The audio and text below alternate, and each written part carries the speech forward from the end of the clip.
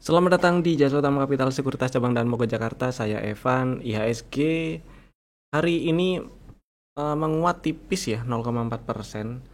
Tutup di 6638,46. Ya, berhasil bertahan di atas 6600 sih selama 3 hari berturut-turut. Candle weekly-nya juga jadi candle dengan bodi merah, tapi shadow bawahnya panjang sekali setelah ngetes area support 6500 6600. Ya, ini jadi satu maksudnya IHSG candle closing di hari Jumat ini yang bikin candle weekly-nya seperti ini, itu bikin kita ngarep ini ada rebound di waktu dekat ya, di minggu depan. Itu sih. Mudah-mudahan seperti itu. Harapannya minggu depan candlenya hijau, berarti rebound. Dan kalau lihat di sini sempat ada gap, terus memang ada usaha untuk rebound sih IHSG-nya.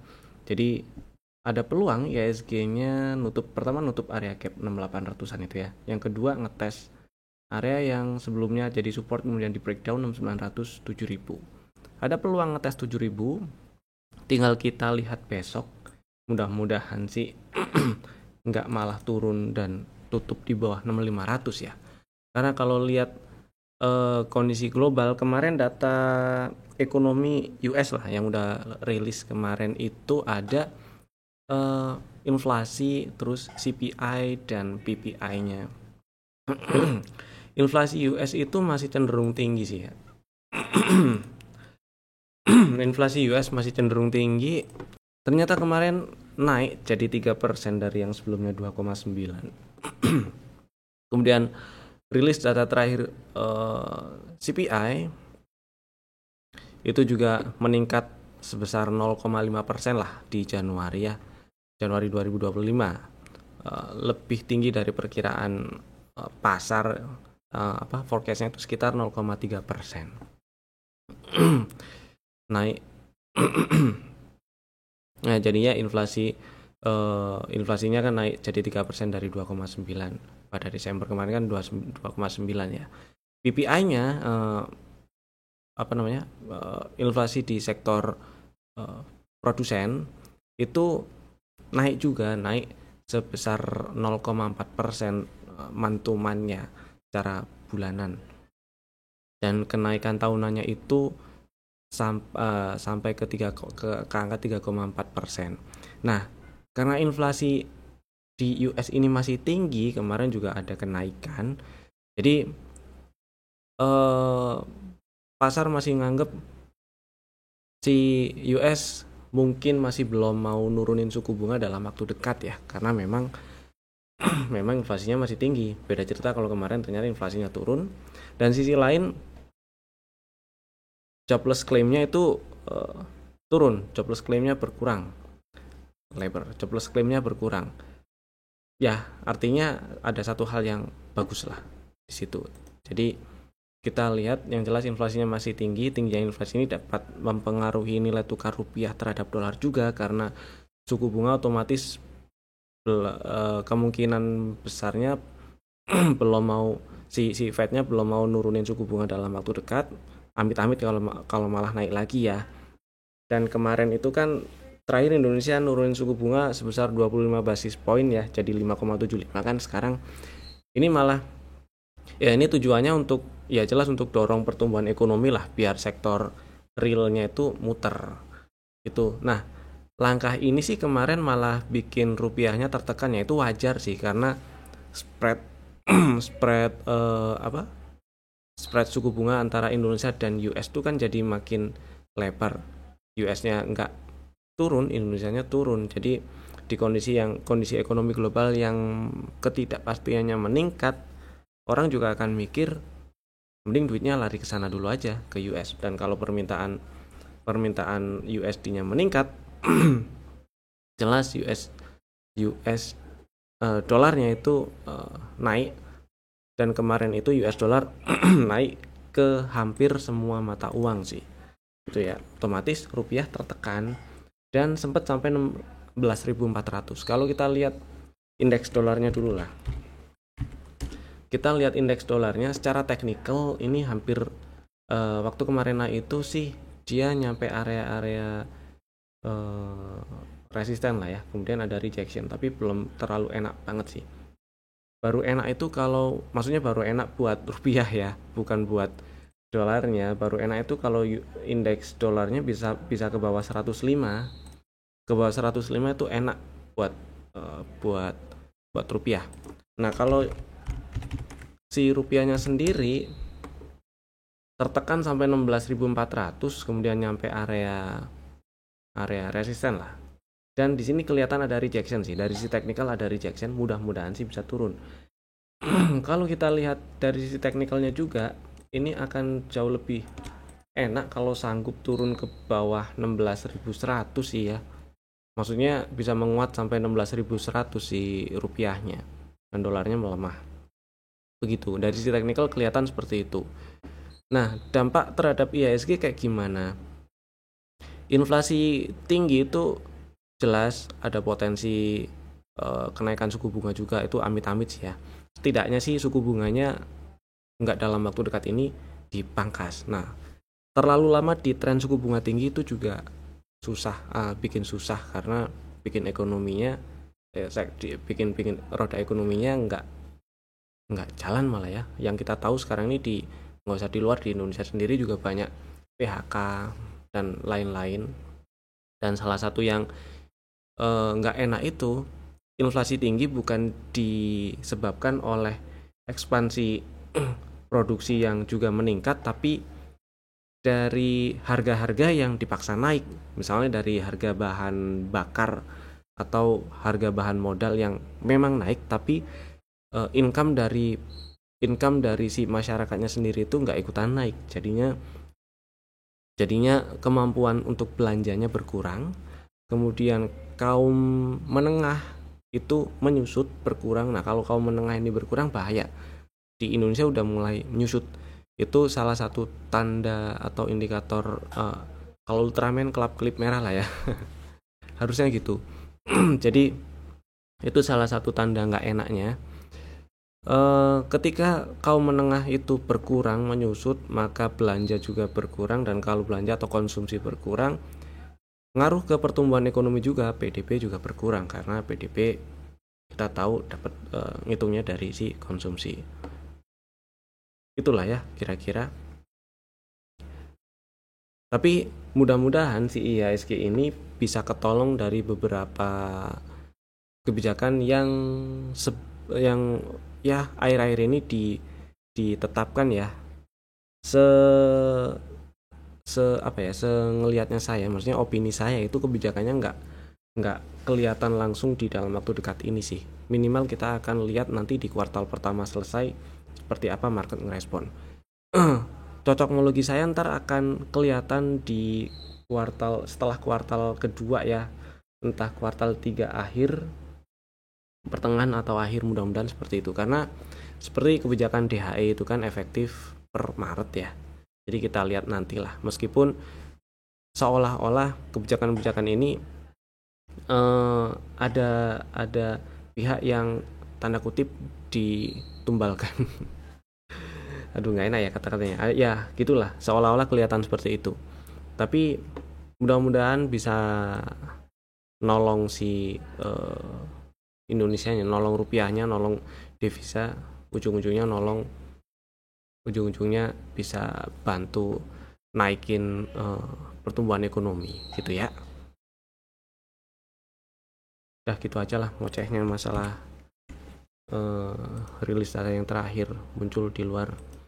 Sekarang kita lanjut bahas saham yang masih ada di dalam watchlist. Pertama, Avia. Saham ini pernah masuk rekomendasi terakhir itu untuk tanggal 14 ya. Beli di berapa kemarin? 380, stop loss di bawah 358. Jadi hari ini memang melemah minus 2,1%, tapi masih aman disimpan lah. Tutup di bawah 358 dan stop lossnya kalau tutup di bawah 358. Jadi sekarang masih aman disimpan. Mudah-mudahan dalam waktu dekat ada sinyal rebound, ada tanda rebound, bisa rebound dan bisa lancar ke target TP1 di 440. Tapi kalau emang tutup di bawah 358 ya udah exit aja dulu gitu. Berikutnya ada Inco. Inco strategi yang ada di rekomendasi tanggal 14 juga. Kemarin muncul di rekomendasi karena pertama lagi di area order block, yang kedua ada sinyal BOW. Jadi ini strategi untuk tanda kutip nitip sendal dulu gitulah ya, atau spek buy lah. Nah, stop lossnya itu kalau tutup di bawah 2700. Jadi buat yang belum punya barang dan minat, ini besok sih masih bisa dibeli ya. Buat yang udah punya barang, di hold aja dulu nggak apa-apa. Mudah-mudahan lancar. Di minggu depan ada tanda rebound. Saya sih nungguin dalam waktu dekat bisa tutup di atas 2870 supaya lebih enak aja sih. Lebih enak lagi kalau berhasil naik ke atas 2940. Gitu ya, mudah-mudahan bisa ke atas 3 ribuan dengan lancar. Next AADI ini juga sempat ada rekomendasi untuk tanggal 13 deh ini sih, ingat saya. Strateginya itu beli di 8050, jadi harusnya udah punya barang ya. Masih floating minus dikit tapi nggak apa-apa, masih aman di hold selama nggak tutup di bawah 7725. Terus ada BBNI. BBNI naik kemarin itu strateginya manfaatin technical rebound yang mungkin terbentuk karena ada peluang technical rebound. Karena di sini muncul sinyal BOW dan bullish divergence. Strukturnya masih turun sih ya, masih downtrend. Tapi karena ada tanda rebound, tanda sinyal beli, jadi ada peluang rebound, dan naik-naiknya itu masih sifatnya technical rebound, jadi targetnya juga nggak banyak gitu. Mudah-mudahan lancar ke 4600-an lah ya. Terus ada Astra. Mana? Nah, Astra hari ini menguat tipis sih 0,4%. Tadi sempat naik ke 4730 tapi kempes tutup di 4680. Ya udahlah. Mudah-mudahan lancar ke 5 ribuan ya. Ini kemarin itu strateginya beli di 4600 atau 4590. Stop loss di bawah 4290. Jadi selama nggak ke bawah 4290 sih masih aman disimpan. Terus ada PSAB yang hari ini menguat tipis tapi masih di dalam inside bar. Buat yang udah punya barang ini ya, pasang elite sell atau trailing stop di 264 atau 262 lah. Kalau kejual ya ngantri lagi 244 di 240-an itu lagi gitu ya. Terus berikutnya ada UNTR, saham yang beberapa waktu yang lalu, di minggu lalu seingat saya masuk rekomendasi. Minggu lalu apa awal Februari gitu loh, atau akhir Januari. Akhir Januari kayaknya sih masuk rekomendasinya. Belinya itu di dalam area kotak hijau ini, dan stop lossnya kalau close di bawah 24100. 3 kali dia sempat turun di bawah 24100 tapi nggak tutup di bawah 24100. Jadi harusnya sih masih disimpan ya. Ini juga ada bullish divergence, ada BOW juga beberapa kali kemarin-kemarin. Mudah-mudahan lancar ke 26.500-an, paling nggak ke situ juga udah lumayan lah ya. Boleh TP atau TP sebagian dulu. Nanti atas ada suspek area resisten sekitar 27.900, 27 ribuan lah. Mudah-mudahan bisa nyampe ke sana dengan lancar. Next ada PTBA yang memang belum ada pergerakan yang terlalu signifikan, tapi setidaknya ini dia nggak turun ke bawah 2570 karena waktu itu ada strategi beli di 2660 dan 2610 ya. Stop lossnya itu kalau tutup di bawah 2570. Nah ini cenderung sideways aja beberapa minggu atau 1-2 bulan ini di 2570 sampai 2750. Mudah-mudahan bisa naik ke atas 2750 dalam waktu dekat ke depan biar bisa enak reboundnya. Nah ini kalau bisa naik ke atas 2750 makin gede peluang untuk ke 2860 bahkan ke 3 ribuan ya. Mudah-mudahan lancar ke 3 ribuan. Tuh, jadi selama nggak ke bawah 2570 masih aman. Lanjut kita bahas saham yang di request. Ada beberapa ya yang di request. Yang pertama itu ada Dewa. Kok dua ya sih? Si Dewa menguat hari ini 3,39%, tutup di 122. Area belinya tuh di area hijau ini sih sebenarnya. Area belinya ya.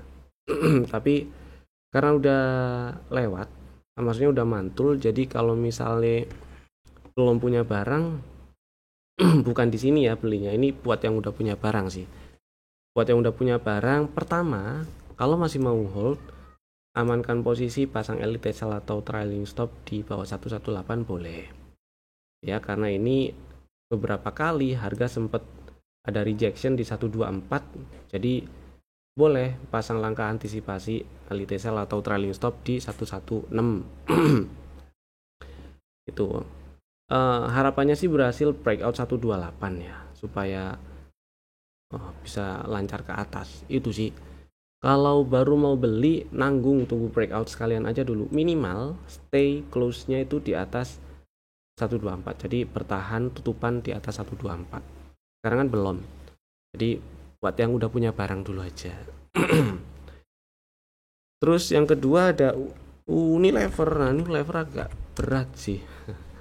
Jadi Unilever ini curhatannya itu ada nyangkut di 2000 berapa ya? Saya lupa lagi. Pokoknya di 2000-an lah ya. Terus enaknya diapain? Ada solusi nggak? Pertama, harga saham Unilever ini turun bertahun-tahun ya. Beberapa tahun, anggap aja 5 tahun terakhir cenderung turun dari 2018 sampai sekarang lah, itu cenderung turun.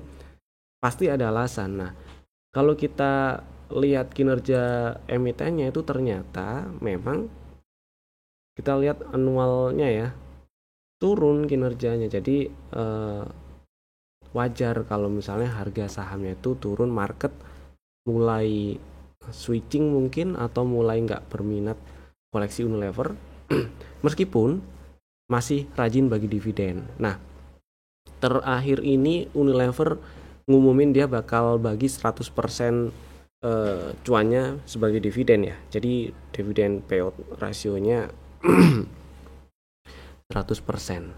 Angkanya kalau saya hitung-hitung tadi setelah dikurangi dividen interim tahun lalu masih sekitar angka 40-an rupiah per lembar. Hitungannya sih nggak gede ya, paling ya sekitar 5%an dividennya. Jadi kalau masih mau dapat dividen Unilever ya disimpan. Tapi kalau saya pribadi misalnya beli untuk disimpan, lihat kinerja yang kayak gini, saya akan pindah ke yang lain dulu. Ini opini pribadi ya. Pindah ke yang lain dulu. Entah pindahnya itu bertahap atau langsung dijual semua Unilevernya, langsung pindah ke saham apa gitu ya yang dirasa lebih cocok ke risk profile-nya masing-masing gitu. Terus kalau ternyata Unilever ada suatu expand mungkin atau apa gitu yang bikin dia memungkinkan untuk kinerjanya itu ngeroket lagi, masuk lagi. Jadi emang sekarang ini lagi posisinya lagi seperti itu ya. Lagi kelihatan dari harganya ini lagi ditinggalin sih. Lagi ditinggalin. Jadi ya harga turun kayak gini emang dia lagi ditinggalin. Kita nggak tahu dia lagi seperti apa, yang jelas pertama dari kinerja emiten selama beberapa tahun terakhir itu cukup memberi alasan kenapa harga saham Unilever tuh masih bearish sampai sekarang. Kalau lihat strukturnya, lihat dari sisi teknikalnya, strukturnya high valid di 2440 selama belum naik ke atas 2440 dan tutup di atas itu ya strukturnya masih downtrend. Jadi masih cukup jauh ya. Yang jelas sih indusemennya cukup dekat sekarang di 1545. Naik ke atas 1545 berpeluang retracement yang lebih tinggian dikit. Nah, itu mungkin kalau kejadian kayak gitu bisa dimanfaatkan untuk sell on strength, jualin dikit-dikit, pindahin ke saham yang lebih oke gitu ya. Begitu, itu opini saya. Kemudian request yang kedua ada Adaro. Si Adaro oke, ternyata dia cukup bertahan di sekitar 2200. Saya pikir kemarin Adaro itu mau ngetes 2000 sekalian gitu loh. Tapi ternyata enggak. Kalau lihat dari strukturnya sih enggak downtrend ya. Meskipun sempat ada shock tapi ada change of character lagi. Cuman kalau lihat di zoom out dikit lah. Lihat harga dari 2022 sampai sekarang ini kelihatan sideways, range-nya lebar sekali. Jadi saya akan persempit view-nya di sini. Nah, kalau misalnya pengen beli Adaro, Stop loss paling bawahnya ya di bawah 2000 lah, ke bawah 2000 exit dulu aja. Sekarang kan di 2240 ya, itu stop lossnya akan lebih dari 10%. Tapi di sini ini ada, nah ini beberapa hari kemarin itu ada apa namanya, bullish engulfing, terus kemudian sayangnya disambungin sidebar sih. Di sini sih kayaknya ada sinyal BOW juga. Mana? Nah, iya ada sinyal BOW. Kalau misalnya minat beli Adaro, stop lossnya itu cukup di bawah 2070 boleh. Itu ya, mudah-mudahan bisa rebound. Yang saya masih ragu itu Adaro apakah masih semenarik waktu AADI masih di dalamnya, karena sekarang di atas kertas, maksudnya di valuasinya, rasio marketnya itu Adaro terhitung murah, AADI juga murah, kemarin juga murahnya karena ada AADI juga. Kalau opini pribadi Adaro atau AADI, saya pilih AADI nya sih.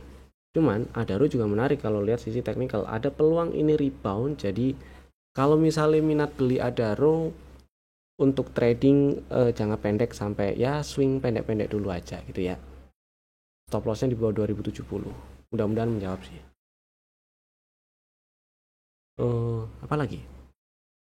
SMGR, oke. Si SMGR dua hari lagi. Kemarin sih ada sinyal BOW. Cuman ini kan strukturnya masih turun ya. Ganti ke sini. SMGR ini strukturnya masih downtrend. Nah, dia mantul dari area hijau-hijau ini. Kalau nggak order flow, order block sih. Artinya ini area supply. Nah, belum ada setup aja. Dia akan kebentuk setup kalau minimal itu close di atas 2880. Dan ini udah bikin lower low, oke, berarti inducement ada di 2930. Kalau naik ke atas 2930, retracement dimulai dan berpeluang naik lebih tinggi. Itu sih. Jadi saya masih nunggu juga sih SMGR, masih saya masukin list. Nunggu ada inducement dan muncul setup. Kalau mau nitip sendal boleh pasang stop loss aja di bawah 2480 sih ya. Gitu mungkin. Dan sekarang kita lanjut bahas rekomendasi saham untuk besok hari Senin tanggal 17 Februari 2025. Yang pertama BRMS. BRMS menarik karena hari ini ternyata tutup menguat 9%. Emang agak banyak sih. Dan muncul sinyal BOW. Ada kemungkinan dia bikin range sideways dari sekitar 320-an, 322, 320 ya, sampai sekitar 400-430-an. Nah, bisa dimanfaatkan. Buat yang minat, silakan boleh beli BRMS. Mau beli di 364 langsung boleh sih, tapi saya pilih ngantri di 350 atau 348 lah ya.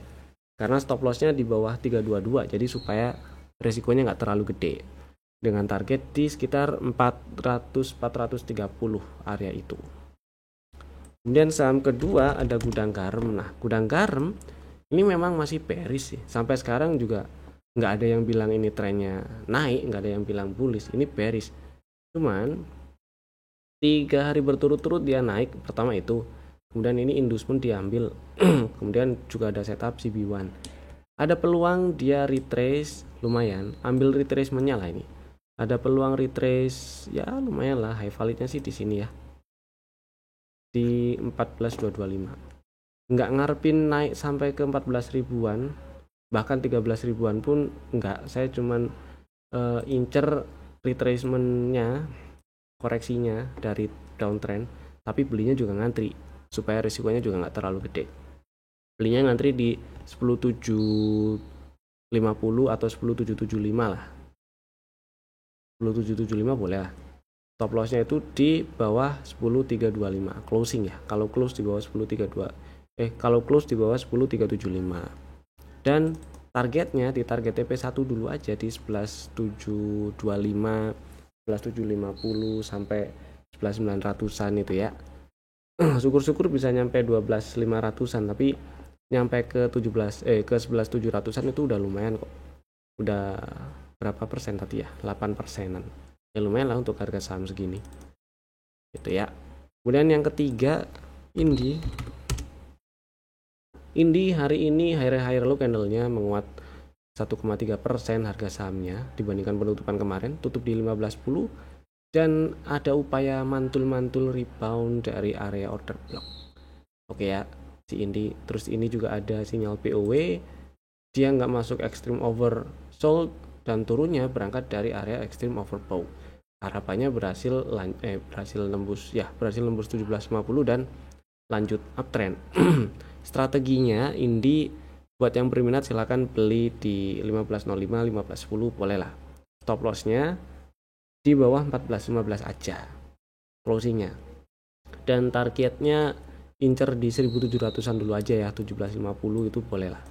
Harapannya sih bisa lanjut breakout, mudah-mudahan bisa lanjut breakout, tapi minimal boleh TP atau TP sebagian dulu kalau udah nyampe di 17 ribuan 1700 kok 17 sih, 1700 itu ya. Itu tadi 3 saham pilihan kami. Terima kasih telah tonton video ini dari awal sampai selesai. Silakan klik tombol jempol ke atas dan sebar ke teman-teman yang lainnya supaya yang lain juga bisa ngerasain manfaat yang sama jika Bapak Ibu merasa video ini ada manfaatnya. Dan jangan lupa klik subscribe bagi yang belum, nyalakan tombol loncengnya biar nggak ketinggalan update video dari kami. Saya Evan, sampai jumpa di video kami berikutnya. Dadah.